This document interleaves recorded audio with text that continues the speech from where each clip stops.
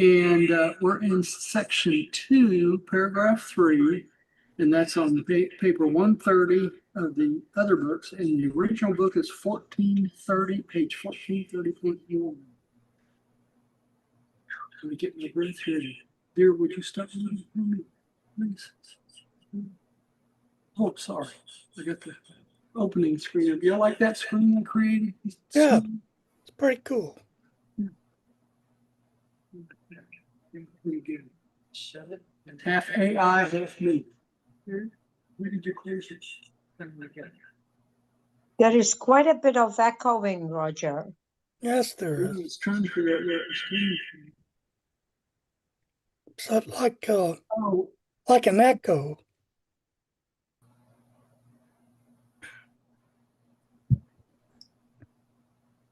Can they hear you? Can you hear me now? Yes. Okay, good. All right. Much better. Thank you. While the Eastern branch of the early Christian church, having its headquarters at Philadelphia, held more faithfully to the teachings of Jesus than did the Jerusalem brethren, it was regrettable that there was no one like Peter to go into China, or like Paul to enter India, where the spiritual soil was then so favorable for planting the seed of the new gospel of the kingdom. These very teachings of Jesus, as they were held by the Philadelphians, would have made just such an immediate and effective appeal to the minds of the spiritually hungry, ascetic people as did the preaching of Peter and Paul in the West.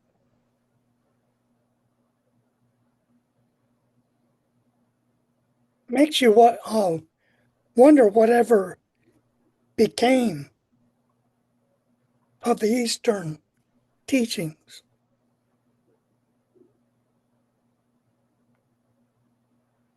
Roger, you're muted. There we go. We found out from previous studies that Philadelphia was a lot more along the line of Jesus's teachings, right? And it stayed that way probably until the Catholic Church came in at about 300 and whenever it was, 90 something, 60, 70 or 90 something, when they developed the New Testament. But since obviously there wasn't anyone in the Philadelphia church that was strong enough to keep teaching and go into India, Paul's gospel ended up winning out over everybody else's, even Peter's. So, but it would have been interesting if the gospel, according to what they taught at Philadelphia, had stayed, we would be more along the line of what Jesus really taught us to believe, right? The fatherhood of God and the brotherhood of man. So it's interesting how one person like Paul can come along and change the direction of the church. You know what I mean? So it's real interesting. And there was not really anyone to teach the Asiatic peoples like Paul did in the West. So it would have been very beneficial because all the Indian people would have had a gospel taught to them, right? All right. Let's see here. I want to go to Jane next. Jane, can you read that read okay? No. Oh, no, I cannot read it. All right, let me go back up here. Let me change color on it. Let me see if I can change the color on it real quick. Give me 1 second.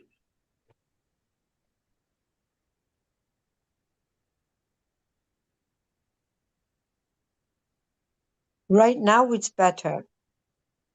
Okay. Yeah, but he advanced it. I advanced it. How's that? That's much Okay. better. That's I can better. try. I can try, yeah. Is So that there better? is the white and yellow, both of them. Is that one paragraph? Yes, that's one paragraph. The yellow is the words of Jesus. I just took them out and read. Okie dokie. It's better. Okay. I might have to do it a bit slowly because I'm on my cell phone. That's why. Oh, okay. You want to wait and take another one that's not this small? Yes, that's a very good idea. Thank you. Okay. Roger, I just logged in and I was late. You want me to do it as Thank you, pen? Yeah, well, I'll take it, and then Jane can take the next one. We'll come back around. As one of the young men who worked with Jesus one day on the steering paddle became much interested in the words which he dropped from hour to hour as they toiled in the shipyard. When Jesus intimated that the Father in heaven was interested in the welfare of his children on earth, this young Greek, Anaxan, said, "If the gods are interested in me, why do they not remove the cruel and unjust foreman of this workshop?" He was startled when Jesus replied, excuse me, "Since you know the ways of kindness and the value justice, perhaps God, the gods have brought this erring man near you that you may lead him into the better way. Maybe you are the salt which is to make this brother more agreeable to all other men. That is, if you have not lost your savor. As it is, this man is your master, and that his evil ways unfavorably influenced you. Why not assert your mastery of evil by virtue of the power of goodness, and thus become the master of all relations between the two of you? I predict that the good in you could overcome the evil in him if you gave it a fair and living chance. There is no adventure in the course of mortal existence more enthralling than to enjoy the exhilaration of becoming the material life partner with spiritual energy and divine truth in one of their triumphant struggles with error and evil. This is marvelous and transforming experience to become the living channel of spiritual light to the mortal who sits in spiritual darkness. If you are more blessed with truth than is this man, his need should challenge you. Surely you are not the coward who could stand by on the seashore and watch a fellow man who could not swim perish. How much more of value is this man's soul floundering in darkness compared to his body drowning in water? Wow. Well, is that not deep? Profound. It says it well. I was working on I'm rewriting 6 of the chapters of the book I just finished, to let y'all know. I was not happy with 4 and 5, so I rewrote both of those today. And I don't remember if it was in 4 or 5, but it goes chapter 4, chapter 5 goes over the difference between evil and sin. And this is a perfect example of what they're talking about here. The fact that evil is not equal to good. There's not any comparison at all. Evil is there in our life for us to learn lessons and advance spiritually along the way. It's our experiential partner. When we run into evil, it gives us the opportunity to choose good and truth. So this is what Jesus was talking about here, right? If this man would allow the truth to come through him in his spiritual enlightenment, then this evil man would cave in and have nothing to say about it. So kind of interesting. Okay. Who would be next now? Jane, would you like to try this one? Yeah, I think I can. Okay. Anaxand was mightily moved by Jesus' words. Presently, he told his superior what Jesus had said, and that night they both sought Jesus' advice as to the welfare of their souls.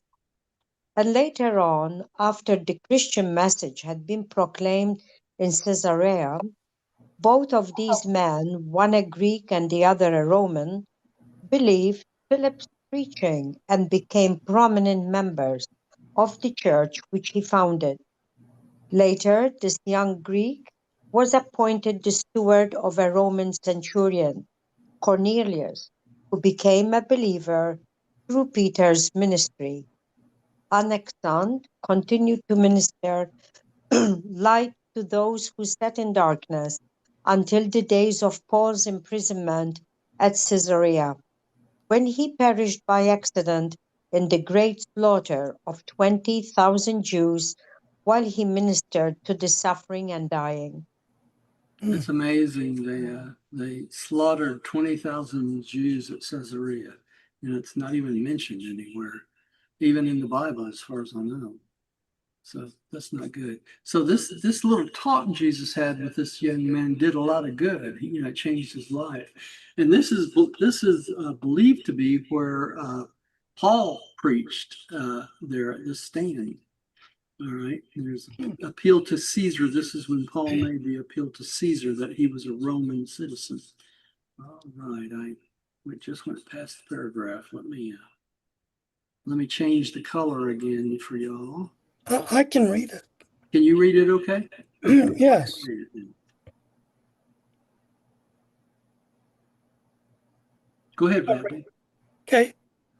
Gened was, by this time, beginning to learn how his tutor spent his leisure in this unusual personal ministry to his fellow men. And the young Indian set about to find out the motive for these incessant activities. He asked, "Why do you occupy yourself so continuously with these visits with strangers?" And Jesus answered, "Gened, no man is a stranger to one who knows God. In the experience of finding the Father in heaven, you discover that all men are your brothers. And does it seem strange that one should enjoy the exhilaration of meeting a newly discovered brother? To become acquainted with one's brothers and sisters, to know their problems, and to learn to love them is the supreme experience of living." And this ties right back into the fatherhood of God and the brotherhood of man, doesn't it? That's right. Learning to love one another, all your brothers and sisters. Okay, Lesh, can you read that okay? Can you take that one? Yeah, okay.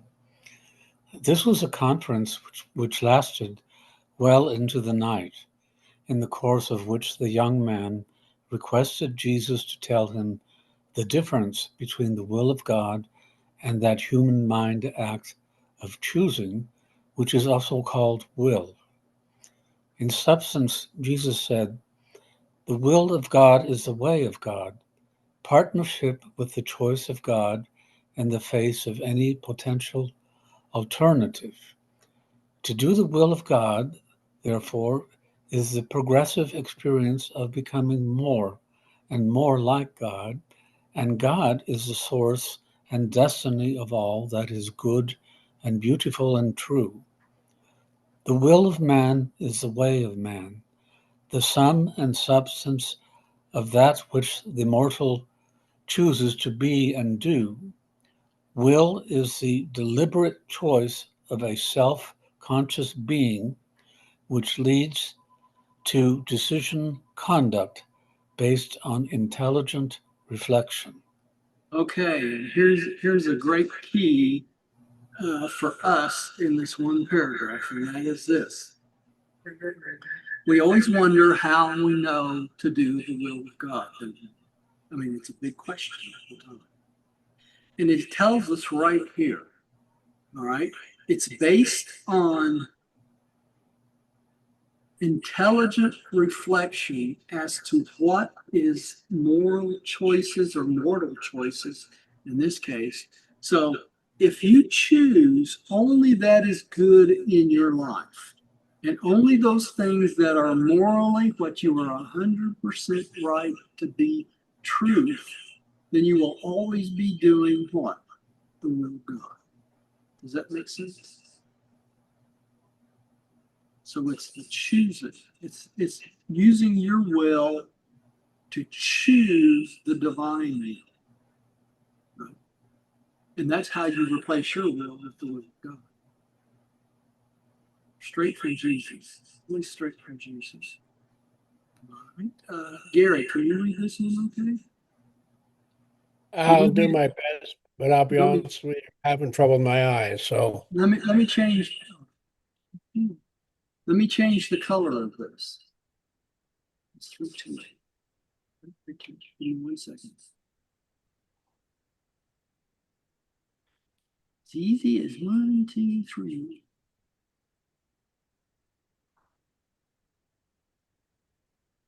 Here we go. Is that a little better? I think so. I like yellow anyway. I like Okay. it better too.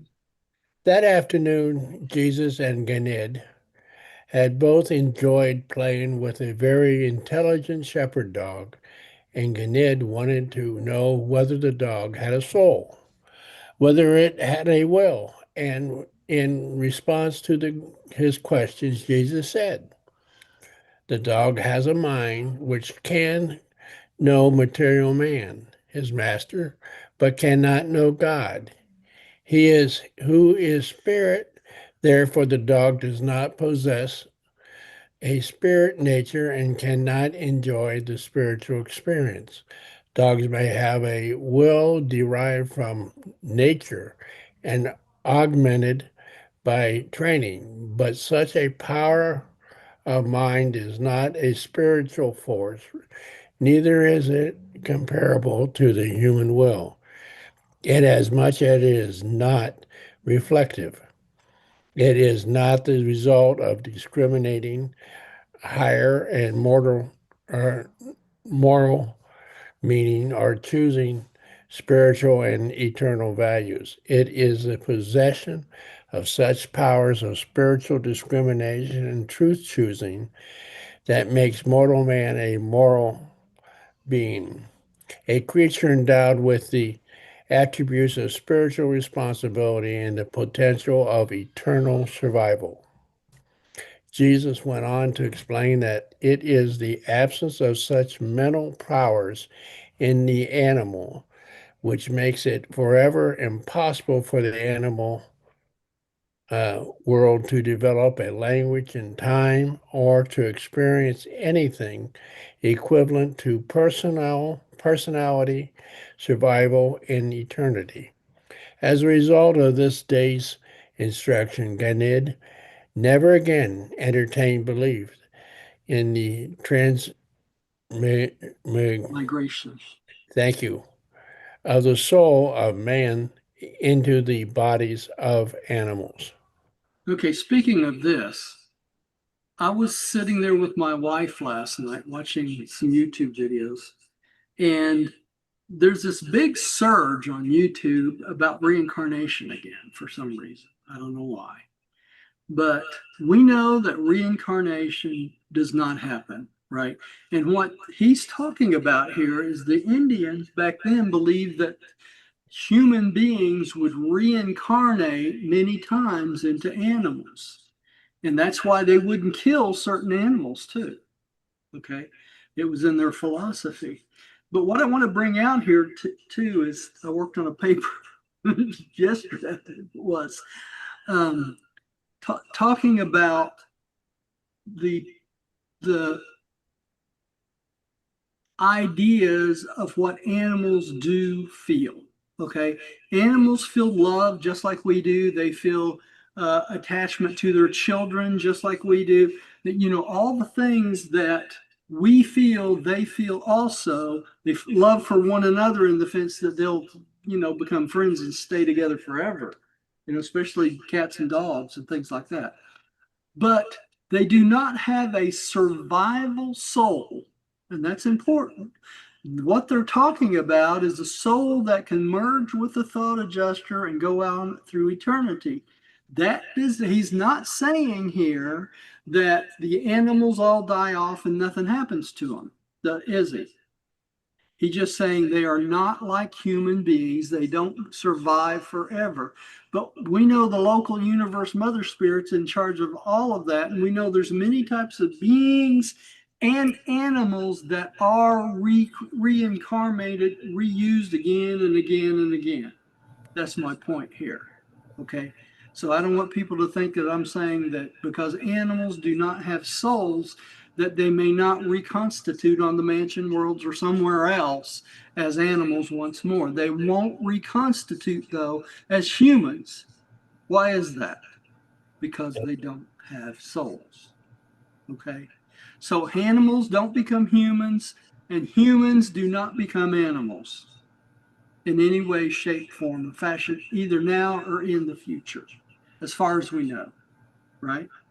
You Now, know, we do know that some types of beings in the higher dimension worlds can earn in their lives to literally kick up a degree and that sort of thing. Just look at the cherubim. They start out as cherubim, and then if they serve properly, they can become what? Seraphim. Okay, so there's what I want you to understand here is animals, humans, and everything else. There's nothing wasted in the universe, and there's a plan for everything. Now, how is humans different from animals and other humans? A human being has a free will to choose.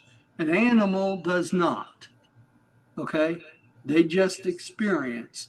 A human has the free will to choose non-survival. You see what I'm saying? You can choose not to do the will of God, and you can choose not to survive, and you will go off into oblivionness, and your personality will never reemerge as you ever again. Okay? That's the distinction between humans and animals. Okay? All right. Questions? Comments? Roger, you're a crazy person. Okay. I'm Yeah. wondering, since animals have an energy body like humans and all Right. plants, when they die, I'm wondering what happens to that energy when it's dissipated. Does it go to another world or another existence? Or I don't think. It's a good question, Lech, which I don't have the answer to. I would assume since the animals are the children of the local universe mother spirit, they are probably reconstituted as animals on the same planet or a planet similar and along the same line as the same type of animal again. You know what I'm saying? Because the local universe mother spirit controls that energy, and they tell us there's nothing wasted. So those creatures must be reconstituted in some way, either as the same creature again, or maybe they get reconstituted on a not reconstituted. reconstituted. Reconstituted. Let me help you there, Reconstituted on maybe they go to the mansion worlds as different types of animal. I don't know. They don't tell us, right? So, but the way I have interacted with animals my whole life, with the dogs and the cats, and I've been feeding birds for some time, and all of the animals have certain tendencies, and none of them do things that you would be considered that would be considered evil. Okay, so they don't make moral choices. They're ingrained in their own psyche to survive, and they do certain things to survive. And in the wild, it seems cruel to us, but if you were in the wild and you had no other way to eat and survive, you would do the same thing the animals would. And we know that's a fact because all the early people did what? Same Cannibalism. thing. Yeah, they ate each other. All right. That's just all there is to it. It's not a pretty sight, but they had to stay alive. And when they couldn't get game, that what would they resort to? They would take one of the people of the tribe and they'd kill them and eat them. Sacrifice. Sacrifice, right? That's how this whole sacrificial lamb stuff started, right? All right. Let's see here. Who just read? Gary? I think. Yeah. Huh? I believe it was me. Okay. The next day, Gandhi talked all this over with his father, and it was in answer to Gonad's question that Jesus explained that human wills, which are fully occupied with passing only upon temporal decisions having to do with the material problems of animal existence, are doomed to perish in time. Those who make wholehearted moral decisions, and unqualified spiritual choices are thus progressively identified with the indwelling and divine spirit, and thereby are they increasingly transformed into the values of eternal survival, unending progression of divine service. Okay, so if you want to survive, what do you have to do? You have to decide, right? It's a conscious choice. Nobody gets away with going through an entire life and never making a decision to survive. Because if you did that, what would that automatically mean? That means you won't survive. Okay? And that's the important point here. That's why Jesus says here, only humans' wills which were fully occupied with temporal decisions. What's that? The decisions of our everyday life, just about Earth, having to do with the material problems of animal existence. Because if you make no will for choices, what are you living like? You're living like an animal, and you're doomed to perish in time because you're required to make a decision. Okay? And then it goes on to tell us that those who make a moral decision and qualify into spiritual choices then are identified with the divine spirit. And what's the divine spirit? The infinite spirit. And as long as you're identified with the infinite spirit, you are transformed from one life to the next and eventually end up progressing in divine service through eternity because you fuse with your adjustment. Jesus makes it so clear, doesn't he? Mm-hmm. When he says it, it's just right on the money. All right, Jane, would you take the next one, please? Okay.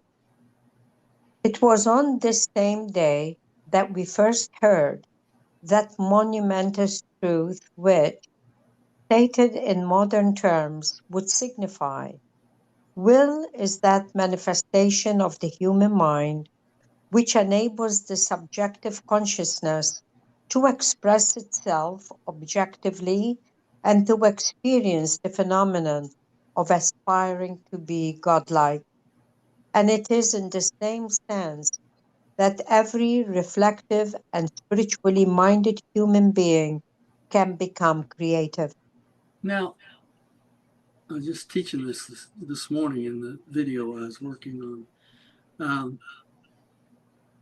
The phenomena of aspiring to be godlike. You see where he says that? Or we'll see where it says that right there?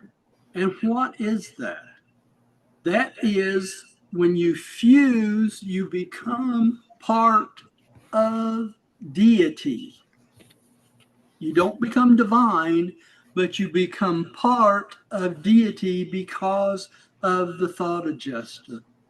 And that's the aspiration that we look forward to every single day, right? And it's the human will, the manifestation of the human will on the human mind that consciously expresses to be godlike.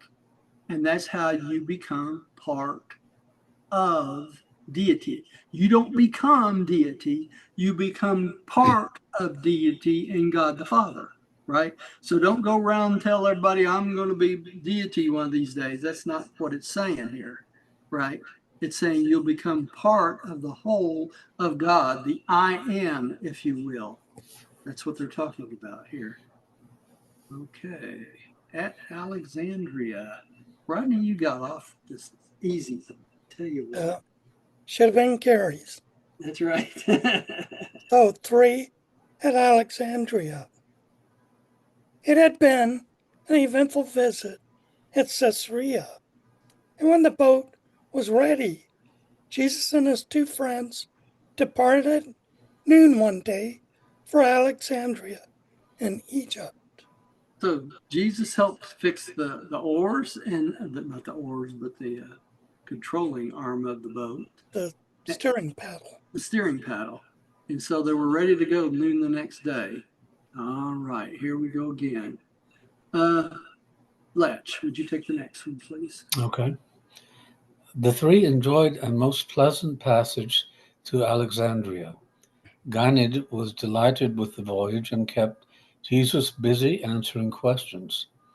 As they approached the city's harbor, the young man was thrilled by the great lighthouse of Paros, located on the island of Alexander, on the island which Alexander had joined by a mole to the mainland, thus creating two magnificent harbors and thereby making Alexandria the maritime commercial crossroads of Africa, Asia, and Europe. This great lighthouse was one of the seven wonders of the world and was the forerunner of all subsequent lighthouses. They arose early in the morning to view this splendid life-saving device of man, and amidst the exclamation of Ganid, Jesus said, "And you, my son, will be like the lighthouse when you return to India, even after your father is laid to rest. You will become like the light of life to those who sit about you in darkness, showing all who so desire the way to react the harbor of salvation and safety." And as Ganid squeezed Jesus's hand, he said, "I will." So that's how all of us can become the lighthouses, right? Yeah. And this is a picture of a lighthouse that would have been built back then, but it's kind of interesting. If you look at this picture well, you'll see that this is probably like a 16th or 17th century ship Yeah. in the background. So, Yeah. but the lighthouse works. Mhm. Right. All right. And this is a tapestry, I believe it is, uh, actually showing the actual lighthouse that was at Alexandria there. Oh, So it says it's a mosaic of the lighthouse in Alexandria. So it's kind of what it looked like. All right. Gary, where'd you take this one? Okay. Okay. Can you hear me? Yeah. And again, we remark that the early teachers of the Christian religion made a great mistake when they so exclusively turned their attention to the Western civilization of the Roman world. The teachings of Jesus, as they were held by the Mesopotamian believers of the first century, would have been Readily. Yeah. readily received by the various groups of, Asiatic. thank you, religionists. Yeah. So if they would have just done some teaching in Asia during that period of time, they would have done really well. All right, we're back around. I think I'll take this one since I haven't taken one in a while. I skipped over myself last time. By the fourth hour after landing, they were settled near the eastern end of the long and broad avenue, 100 feet wide and 5 miles long. That's a big avenue, which stretched out on the western limits of this city of 1 million people. So think about this. Alexandria, and during this period of time, had 1 million people. It's a lot. After the first survey of the city's chief attractions, University, Museum, Library, and Royal Mausoleum of Alexandria, the Palace, Temple of Neptune Theater, and Gymnasium, Ghana addressed himself to business while Jesus and Ganid went to the library, the greatest in the world. Here were assembled nearly 1 million manuscripts from all of the civilized world: Greece, Rome, Palestine, Parthia, India, China, and even Japan. In this library, Gannett saw the largest collection of Indian literature in all the world, and they spent some time here each day throughout their stay in Alexandria. Jesus told Gannett about the translation of the Hebrew scriptures into Greek at this place, and they discussed again and again all the religions of the world. Jesus endeavored to point out to these young men the truth in each, always adding, excuse me for just a second, y'all, I need to change this for my own eyes. Okay. But Yahweh is the God developed from the revelations of Melchizedek and the covenant of Abraham. The Jews were the offspring of Abraham and subsequently occupied the very land wherein Melchizedek had lived and taught, and from which he sent teachers to all the world. And their religion eventually portrayed a clearer recognition of the Lord God of Israel as the universal Father in heaven than any other world religion. So he enlightened them about Melchizedek's teaching. And this is a picture. Oh, sorry, y'all. This is supposed to be a picture of the Library of Alexandria during that period of time. All right, dear, would you take the next one? Can I ask you a question? Yes. Where was Melchizedek and Abraham? Where was their Location wise, Yeah. that's where Jerusalem is. When they were there, it was called Salem. Okay. And Melchizedek teaching everyone about Jerusalem. Jerusalem is our system capital. They renamed Salem to Jerusalem. Okay. So that's how Jerusalem got its name.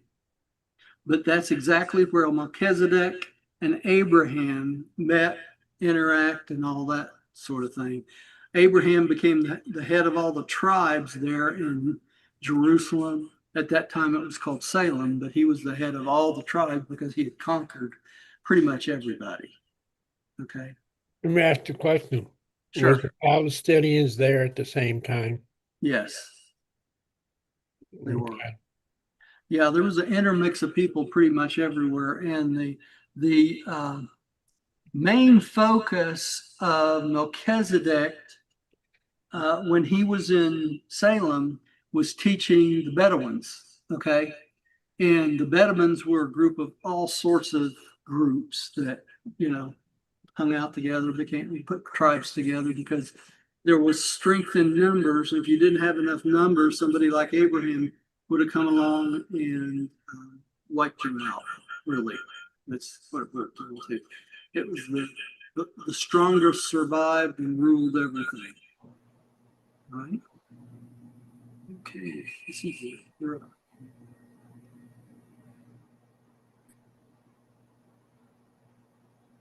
Under Jesus' direction, Ganad made a collection of the teachings of all those religions of the world which recognized a universal deity, even though they might also give more or less recognition to subordinate deities. After much discussion, Jesus and Ganad decided that the Romans had no real God in their religion, that their religion was hardly more than emperor worship. The Greeks, they concluded, had a philosophy but hardly a religion with a personal God. The mystery cults they discarded because of the confusion of their multiplicity and because their varied concepts of deity seemed to be derived from other and older religions. So basically, what they came up with is very few of the religions had a real God.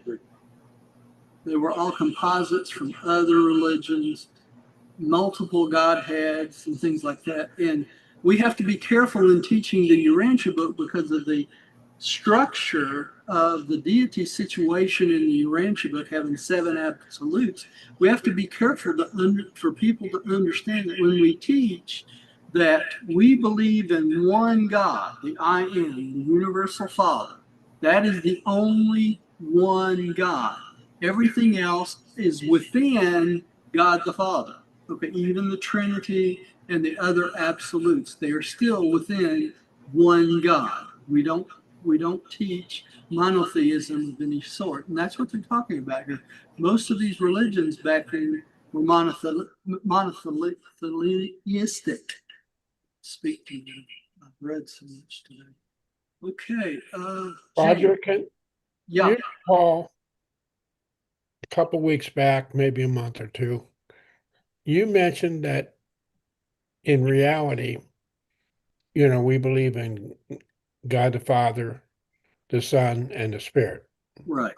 The Trinity. Even though we believe in God the Father is numero uno, And yeah, I forgot the exact word you used for I God. am. It's always referred back to the I am. I am that I am.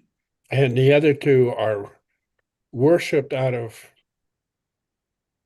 Association, really. association. Okay, Yeah, because yeah. he created them. He created them, or But God the Father is basically we worship one God, only one God. That's right. That's correct. and the others are the Father and the Son, like in the Christians. That's always been a hard concept. How can you have three in one? Yeah, because we've been taught for hundreds of years, and literally hundreds of years, since 2,000 years ago, that Jesus was a part of a Trinity, and he never was. He never corrected anybody because they did not understand what the Trinity was. We forget how fortunate we are to have the Urantia book teach us all these concepts of advanced religion and philosophy that were just one big confusion before the book came out. Okay. And people still, when they first start reading the book, say, well, this is multiple gods. And no, it's not. It's multiple deities. There's a difference. Okay. The multiple deities are within God the Father. The multiple deities are the seven absolutes, with the exception of paradise and the unqualified absolute, which are not deity. Okay. But the seven absolutes are all within God the Father. So we still believe in the concept of the I am that I am. He is the universal Father, the first source of center of all, and controls still all with the association of his Son and Spirit. Okay.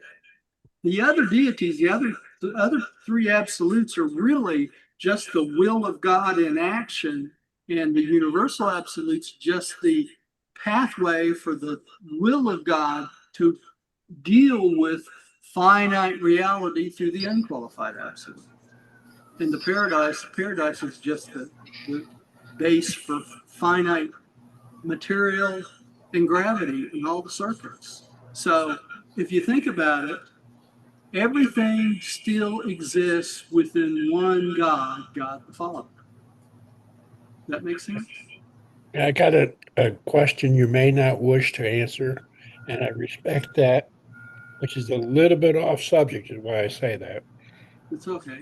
Answer your question. Ask a question. Why do the Catholics include Mary in their worship? Because they try to deify all their saints. They tried to sanctify, it started out with just apostles, right? They tried to sanctify apostles. And early on, they tried to sanctify Jesus's mother, and Jesus never related to her in any shape, form, or fashion in that way that she should be deified in any way, because she was just like every other mother who ever had a child. Just because Jesus came from her did not make her any more special than any other being. And they should never have deified her, and they shouldn't deify any of the saints either that they call saints. It's just wrong. Because number one, they have not earned it. We have not earned it. I don't care if you dedicate your whole entire life to teaching and spreading the word of God. That does not justify trying to deify you as a saint, because you did not earn it and you're not qualified for it. When we get to the mansion worlds, the first mansion worlds, we're going to see the folly of all the stuff that we did in this world. And that's going to be one of the things that it's a folly. They probably, when we get to the mansion worlds, they probably laugh at it and say, what in the heck were you thinking? Because the concepts and the reality of things themselves is much higher than we really can understand. That's what it boils down to. The Catholic Church considers people that are saints that have achieved the level of being in heaven with God. But that's the human concept of heaven, and I don't think any uh, pope or bishop or cardinal really knows what level of heaven that is. But it is supposed to signify a certain level of very high spiritual attainment close to God. Yeah. And the Virgin Mary is not a saint, but that she's veneered, Yeah. revered by Catholics. Yeah. Which is wrong. Jesus never told us to do that. Right. Right. The Ever. Yeah. The only other thing I want to mention is if these beings qualified to be saints, they should not be here. Why? Because if they qualify to be saints, they should qualify to fuse with their adjustment. Okay? And Yeah, exactly. I've never known of any saint that's fused with fused, their adjuster. I don't either. You know, I don't either. yes, we do, Who? Elijah. Yeah, but they were never sanctified. Okay? Yeah. They were dead Well, before the if you want to say, there you go. they it was funny. I was you know, when I was working on this book, I used I think it was Claude to correct some of my spelling in English. And Jane can relate to this. The reason I did that is I took the transcripts from our meetings, and I took the transcripts from our meetings, got all the text and stuff, and then I went through it and corrected all the stuff that I could find. And then I stuck it in Claude, which is a AI thing, and I had him go through it and correct any of them I missed. All right. Now, the funny thing about that is this, and I think it was the first or second chapter, you know, I talk about myself in the third person so that I make sure that people understand these are my concepts. These aren't the concepts of the Urantia book. Okay. But when Claude read it back to me, it said Saint Roger Paul. Yeah. Instead of Dr. Roger Paul. And I thought, boy, did he miss the boat on that? Okay, let's go on. I think we read this one. I'm trying to figure out who's next. I think Jane's next. Yeah. Did you just read? Did you just read? Yeah, Jane's next.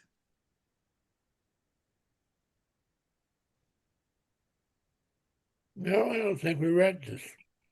Did we read this? I don't think so. No, No, I don't think we did. Thank you, Jane. I needed that backup.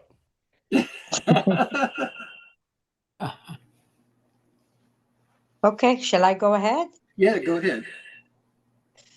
Although these translations were made at Alexandria, Ganit did not finally arrange these selections and add his own personal conclusions until near the end of their sojourn in Rome. He was much surprised to discover that the best of the authors of the word sacred literature all more or less clearly recognized the existence of an eternal God and were much in agreement with regard to his character and his relationship with mortal man. So most of them had a base of God the Father, then, didn't it? A concept of God the Father. Another interesting thing about this trip to Alexandria too is remember the Alexandrians were the ones that gave a Greek translation of the Torah to Jesus when he was a boy. Remember that? I do. I think that's pretty important. All right. Rodney, I think you're up. Let me change the color of this to.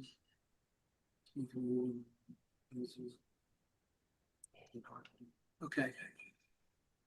Okay, Jesus and Gannet spent much time in the museum during their stay in Alexandria.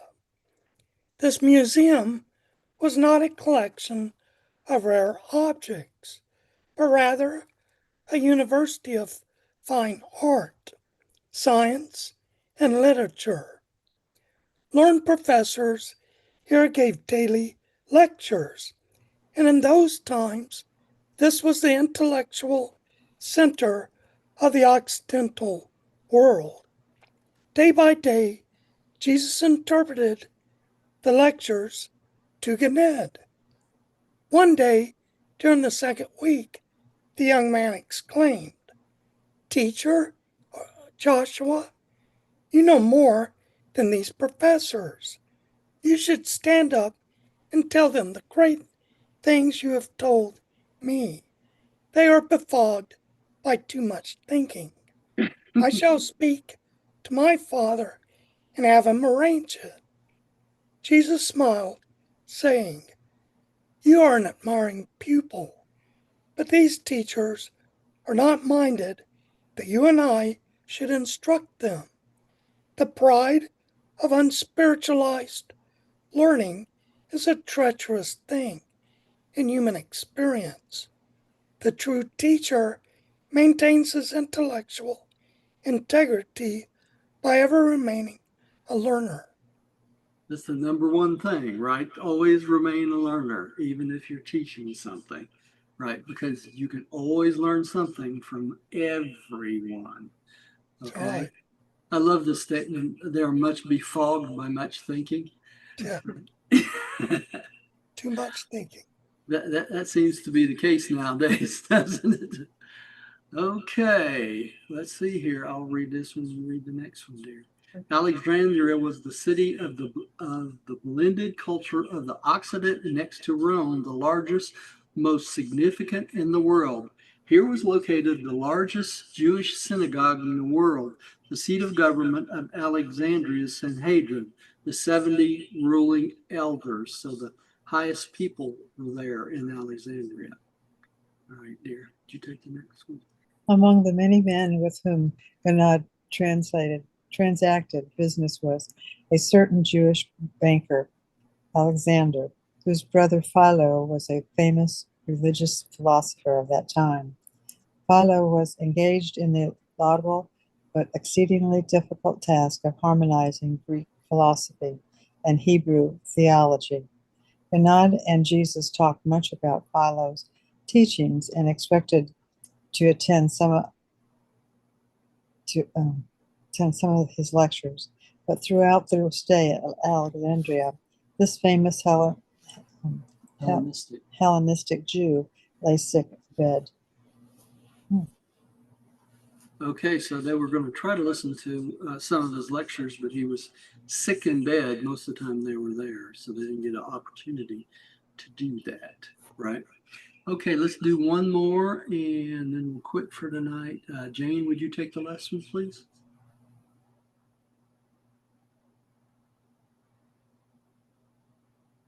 Sorry. Jesus commended to Ganid much in the Greek philosophy and the Stoic doctrines, but he impressed upon the lad the truth that these systems of belief, like the indefinite teachings of some of his own people, were religious only in the sense that they led men to find God and enjoy a living experience in knowing the eternal. Okay, so the benefit was only that you can find God and learn about God. Now, I want to make a point before we get off of Alexandria's this particular area is the fact that even back then, like today, which is an important point, the scientists were still not trying to meld science, philosophy, and religion into under one umbrella. Okay, they still kept everything separate, and that's still the way they're doing it today. We will never enjoy a total picture of reality and the universe until we meld religion, science, and philosophy all under the same thing. Okay, and that's very, very important because you can't have a good philosophy without the science. You can't have a good science without the religion and the concept of God because they're inseparable. They're all under the same concept of the I am or God the Father. That's just the way it is. You can't get around it, no matter what you try to do. All right, and we're going to go into some little bit heavy stuff next time. The discourse on reality. So we'll take that up next time. Let me stop the share and bring up the Prayer of acceptance. Okay, we haven't read it in a while. Lech, would you like to read it for us tonight? Okay.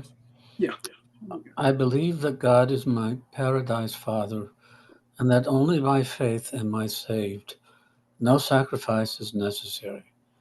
By this same faith, I became a child of God and know that all men and women are my brothers and sisters.